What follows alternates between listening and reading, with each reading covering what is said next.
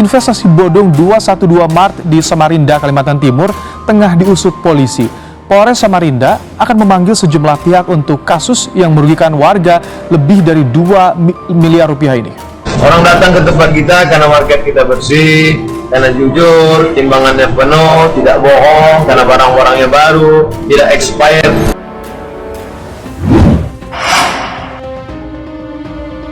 Toko swalayan 212 Mart yang berada di beberapa titik di kota Samarinda kini terlihat sudah tidak beroperasi lagi. Minimarket yang dibangun dengan semangat kebangkitan ekonomi umat itu diduga tengah tersandung kasus penggelapan dana investasi oleh sejumlah oknum. Tidak akan pernah umat Islam menjadi tuan rumah di negaranya sendiri kalau kita masih belanja di toko orang. Jadi semua masih belanja di 212, tokonya orang Islam. Kaum muslimin bersatulah. Rasulullah menyuruh kamu semua bersatu, kita semua bersatu. Alaikum bil jamaah. Jika kita tunduk dalam satu komando, baik dalam ibadah maupun dalam muamalah maupun dalam munakahat. Sebelumnya pada Jumat 30 April 2021, kuasa hukum dari LKBN Lentera Samarinda telah melaporkan 4 orang terduga pengemplang dana investasi. Mereka adalah pengurus komunitas koperasi syariah 212 Mart, masing-masing berinisial PN, RJ, HB, dan MS. Lembaga bantuan hukum 212 Mart yaitu terkait dugaan penipuan dan penggelapan investasi. Nah, sampai saat ini masih kita pelajari untuk laporan tersebut. Deklarasi market 212. Dokter-dokter spesialis silakan naik ke atas. Setelah menerima laporan korban penipuan investasi 212 Mart pada Jumat lalu, polisi mulai menjadwalkan pemeriksaan sejumlah pihak. Nasi pun sudah menjadi bubur, saudara-saudara. Dan peristiwa penipuan atas nama agama ini mungkin kejadian keribuan kali yang terjadi di Indonesia. Tapi banyak yang nggak sadar-sadar juga. Ada namanya 212 Mart, ada namanya Somat. Itu adalah pasar-pasar Islam. Bangkitkan. Korban saat itu menyetor dengan jumlah uang bervariasi antara Rp500.000 hingga Rp20 juta. Kemungkinan nanti kita akan klarifikasi para pihak. Kita akan pelajari dulu investasi ini seperti apa, karena ada yayasannya juga. Itu kita perlu pelajari dulu nanti. Pelakunya diduga penggerak komunitas koperasi 212 Mart. Keberadaan pelaku tengah dicari karena berdasarkan penuturan korban, pelaku hilang kontak sejak toko 212 Mart mulai bangkrut. Beberapa warga juga yang telah berinvestasi juga telah menghimpun sejumlah bukti-bukti catatan keuangan, baik keuangan dari koperasi sendiri juga telah dikumpulkan oleh mereka yang pernah bekerja sebagai karyawan di 212 Mart ini. Dugaan penggelapan dana investasi oleh sejumlah oknum pengurus 212 Mart Samarinda telah menimbulkan kerugian hingga 2 miliar rupiah dan kini sudah ditangani polisi. Kedua, deklarasi belanja di toko muslim.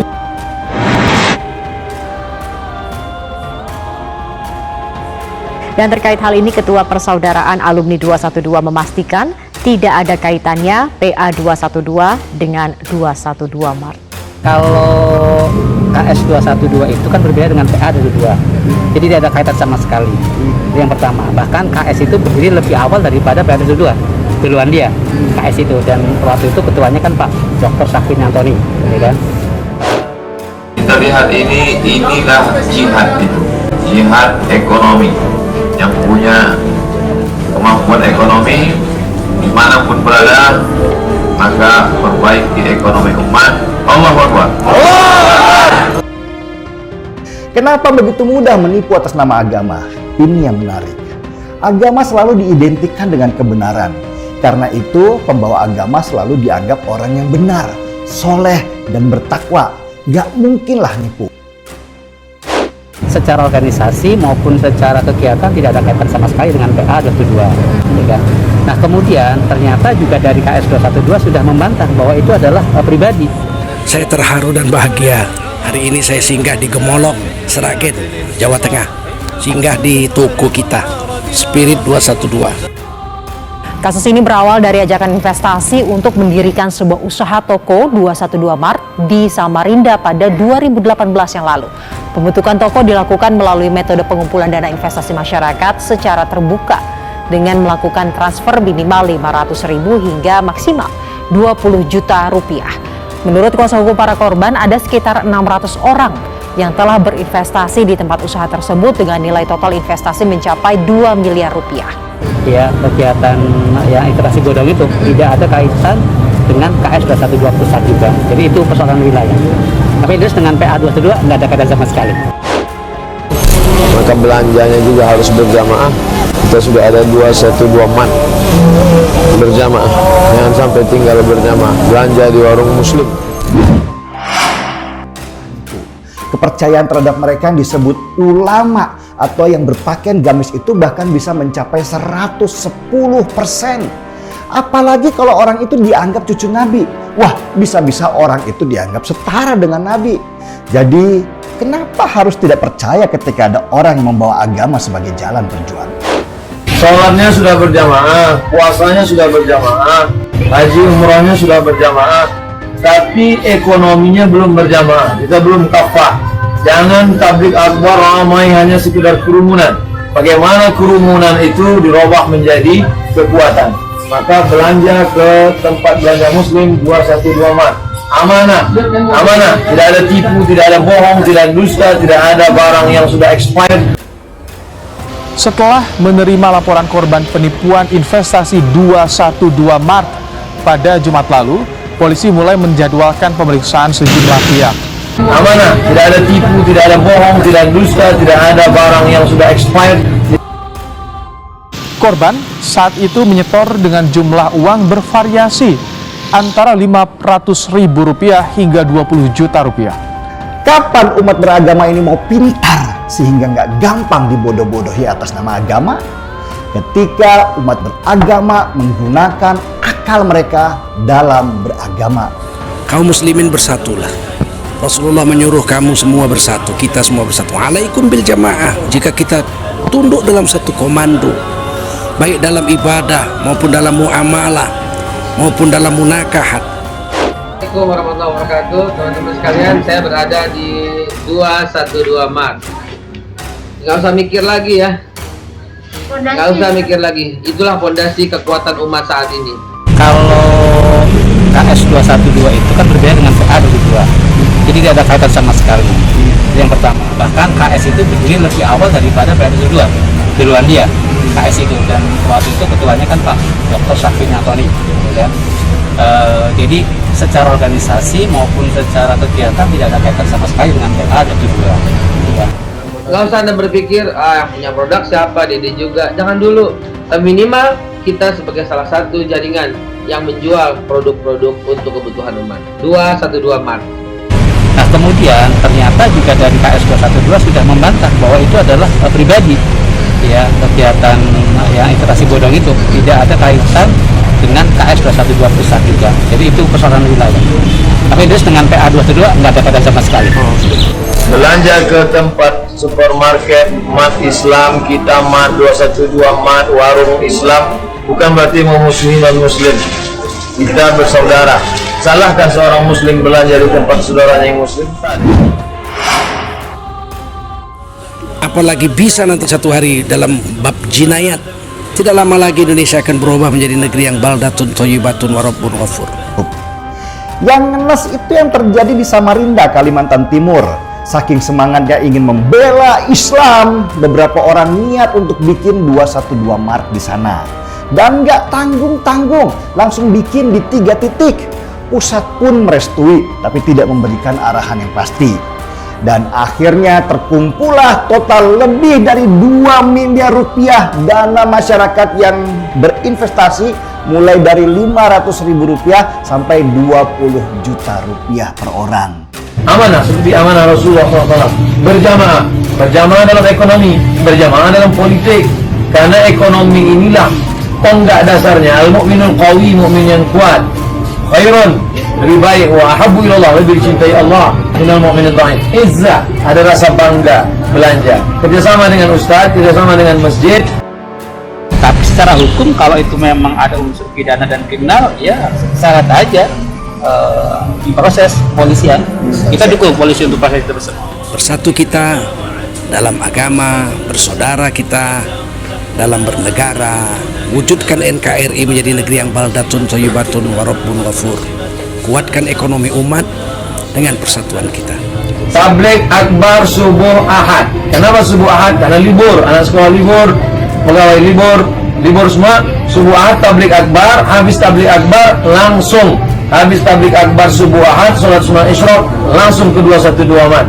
Buatkan satu voucher, satu belanja khusus.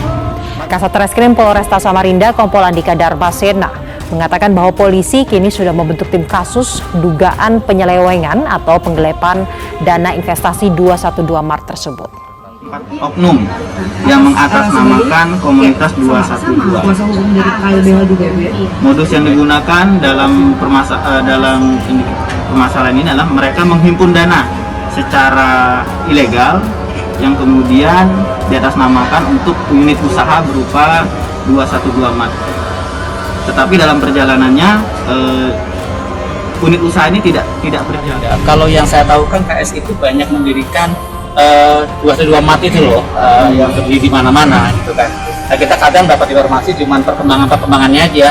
Sialnya, orang yang berinvestasi itu nggak paham bagaimana model investasi. Mereka hanya transfer saja ke sebuah rekening yang mereka percaya kalau orang itu ulama. Kan nggak mungkin menipu mereka.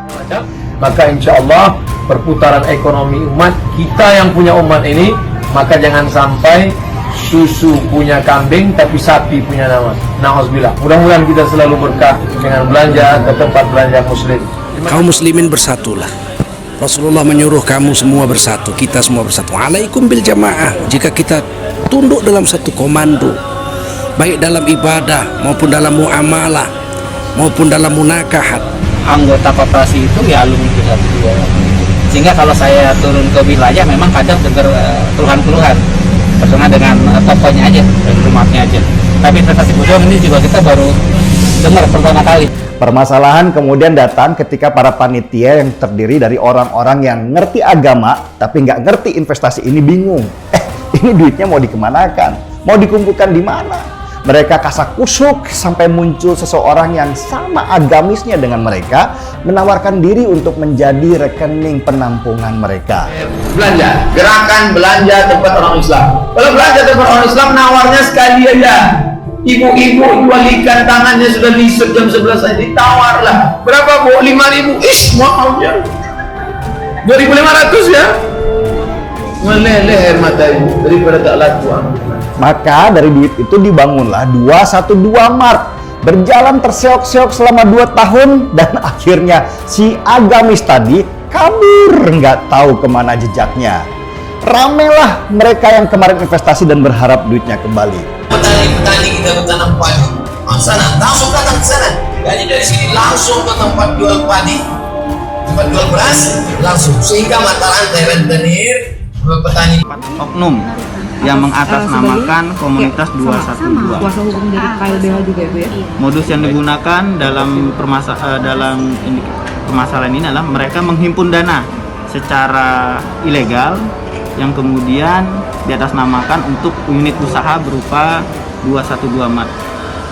Tetapi dalam perjalanannya unit usaha ini tidak berjalan. Petani susah dikasihnya pinjaman harus ulur bunganya mencekik leher, bintang darah. Nanti kita potong langsung. Kami dari 212, ini beras bapak, untuk bapak, ini semua langsung dibungkus bawah. Lagi tidak akan pernah umat Islam menjadi tuan rumah di negaranya sendiri kalau kita masih belanja di toko orang. 212 Mart itu adalah pasar Islam. Bangkitkan. Kalau gue investasi atas nama agama nggak mungkin ditipu lah karena panitianya takut sama Tuhan. Ternyata kabur juga.